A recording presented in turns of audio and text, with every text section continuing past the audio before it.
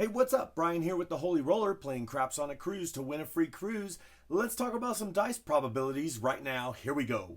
Welcome to the Holy Roller, where it's all about playing craps and winning free cruises. I'm going to show you what it's all about, so let's get rolling. All right, now as you know, you're going to get past 5 die, and you're going to pick 2 of those, and then you're going to roll them, and there's going to be different combinations that pop up. Each time you roll the dice, there are 36 different combinations that can pop up for every time that you roll the dice. Now, there are different combinations of the dice, and each number has multiple combinations. The highest number with the most combinations, yep, you guessed it, it's the 7. There are 6 combinations of 1-6 or 6-1, a 2-5 or 5-2, a 3-4 or 4-3. 6 combinations for the 7.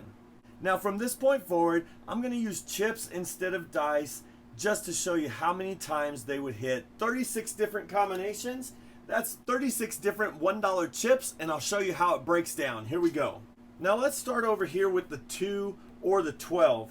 Those only have one way that they can roll, much like the hard ways. But for the 4, you're either going to see that as the hard 4 or a 3-1 or 1-3. So a 4 has the hard 4, the 3-1, the 1-3.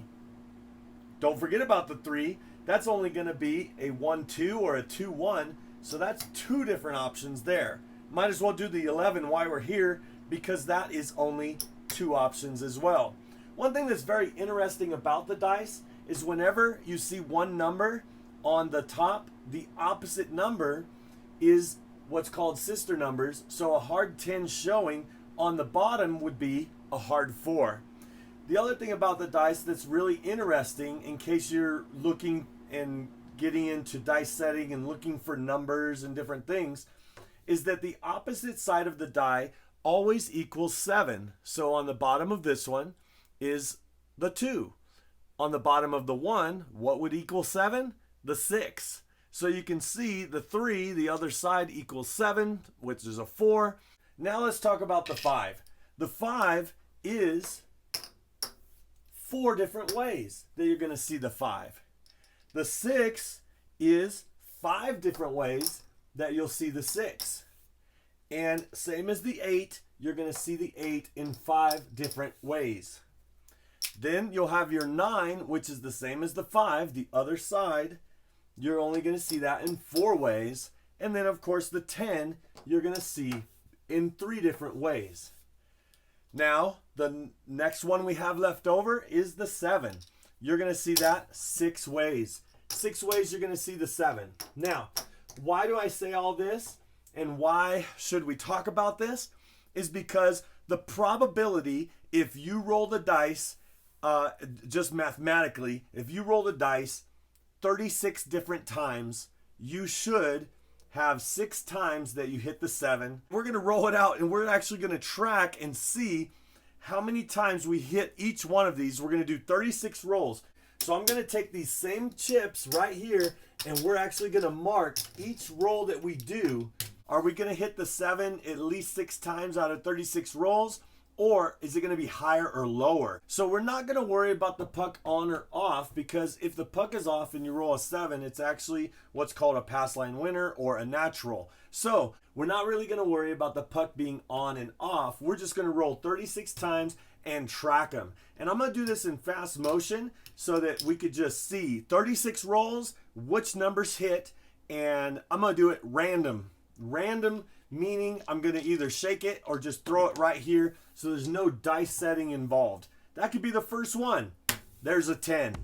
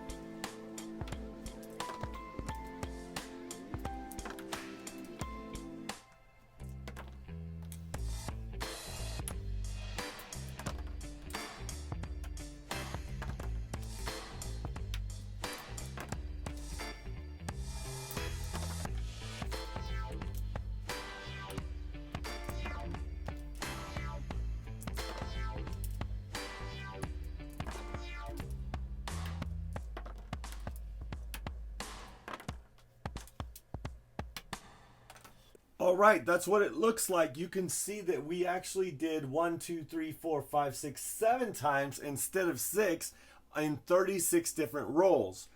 And we hit this once, we hit the 2 or the aces twice. But look, we only hit the 4 once, and we hit the 10 not only 3 times but 4 times, and 6 was the prominent number. Now, if you notice, 1, 2, 3, 4, 5, 6, 7, 1, 2, 3, 4, 5, 6, 7. In this scenario, we hit the 7 just as much as we did the 6, and the 8 a little bit less than the ratio. So now, instead of doing random, what I'm going to do is I'm going to set the dice in the same set the entire time. What I'm going to do is I'm going to do what's called a hard way set, which is going to be a 4, 2, 4, 2. So just like that, I'm going to grab them and I'm going to throw them from this side of the table over here, so about 6 feet away, and then I'm going to let them hit. I'm going to try to have them staying like this, rotate, hit the back, and land, and then we're going to do the same thing and see if we have a different result with a random roll like the shaking like I just did, or if I can set them and roll them. We're going to do 36 of these in fast motion. Let's see if there's a difference.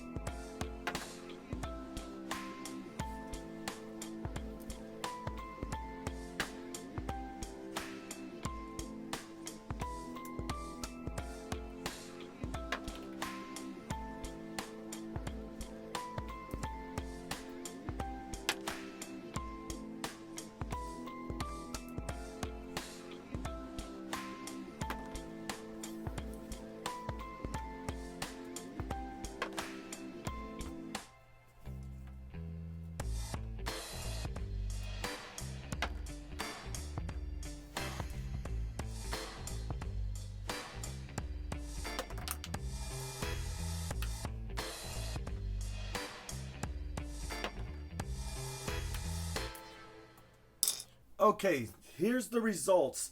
Didn't hit a 1 or a 6 or the 2 or the 12 on here.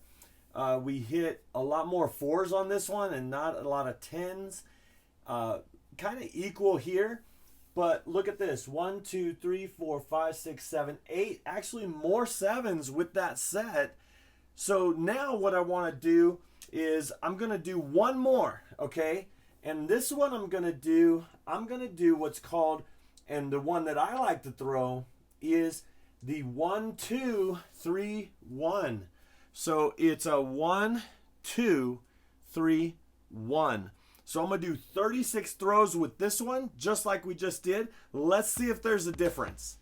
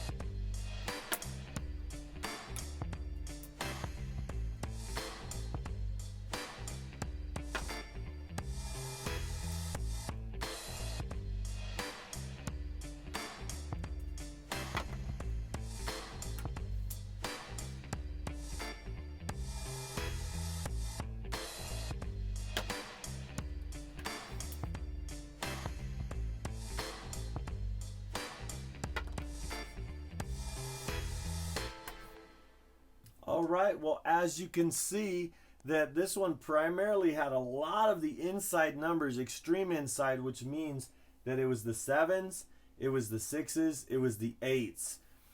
So you can see if I use this set, and the thing about setting and the table, you really have to check your table and your mechanics for the same set. That's what I would do if I was running and practicing. I would roll out and see what is my prominent number on that set, on that table, in that spot that I am shooting from, and you want to do the same thing each and every time, and you want to try to hit it the same exact time each and every time, and see what your primary number is that you would be hitting.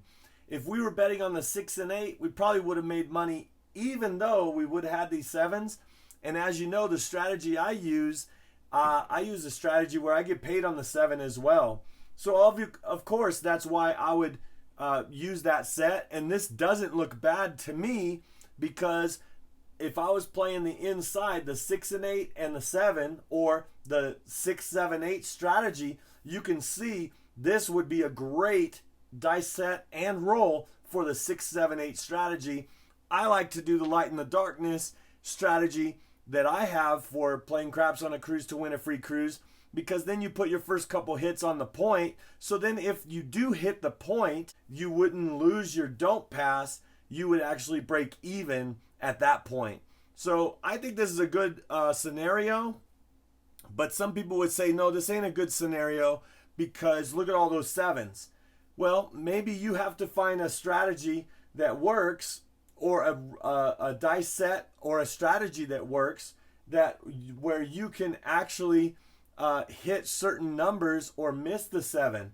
There is one where you can do, like, here's a 5, 4, and a 4, 5.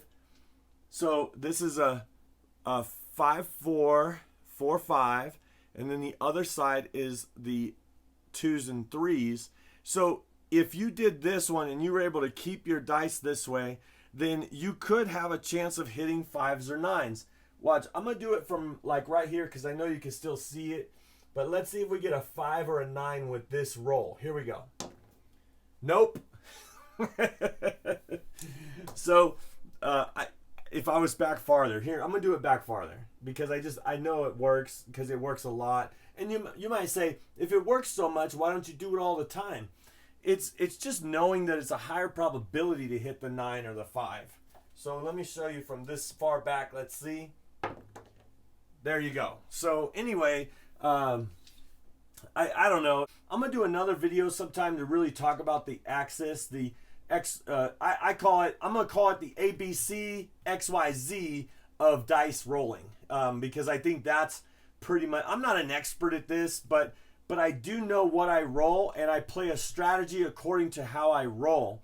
And that's why I'm doing this video, is so that you can do the same. Figure out what are your primary rolls but if you're just randomly shooting, then you can expect random results. In my opinion, if you're gonna try to influence the dice or control the dice in any such a way, I'm not like totally sold on all of that. What I'm sold on is this: if you set your dice and you're in the same spot, rolling it the same way, and you do 36 rolls, what's your primary numbers? That's how you should bet when you play the game. So mine is a 6, 7, 8 strategy. Looking at my dice set and my roll, that's this. However, I did want to say one other thing. If I go to a table and I'm doing my same set, like there are some tables where I would be on a table and I'm doing the 1, 2, 3, 1 set like this, and I'm at a different place, I'll notice that it's hitting more 4s and 3s and 11s, because it's 4, 3, and 11, and 10. So if I'm hitting all the outside numbers on that, I'll do the same set, maybe a different place, but I'm trying to roll the same way. I'll notice throughout the session that I'm hitting 4s, 4s, 4s. And if I'm hitting 4s, 4s, 4s, then I'm going to change this, and I'm putting money on the 4 instead. And so that's something to think about when you're playing dice on a cruise to win a free cruise, and when you're playing dice in general. Playing craps, I think, is the best way to not only win money but not lose money if you know how to play. And I see so many people that don't, and that's why I love doing this channel. And I also want to make sure that we can get you cruising and rolling on a craps table soon. Why don't you subscribe if you haven't already, and then watch this video if you want to know more. Hey, thanks for watching. See you soon.